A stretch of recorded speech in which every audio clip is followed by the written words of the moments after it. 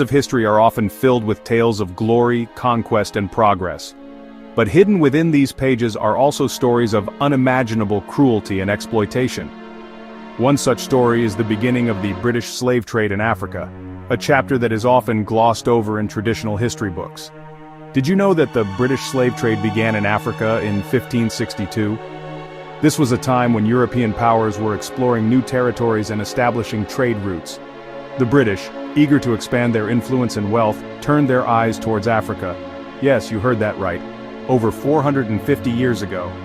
It all started on the West African coast, in a place called Sierra Leone. Sierra Leone, with its strategic location and rich resources, became a focal point for British explorers. The lush landscapes and bustling coastal communities masked the dark intentions of the newcomers. The infamous journey was led by a man named John Hawkins.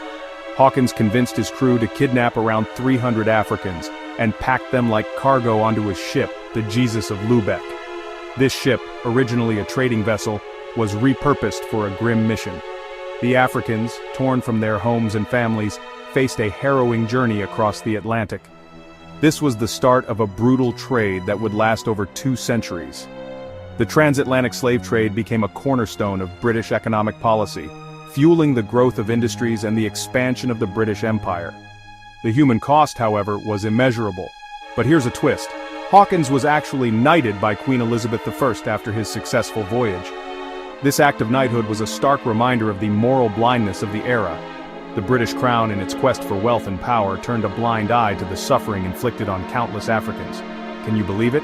The British Crown openly supported these horrifying expeditions.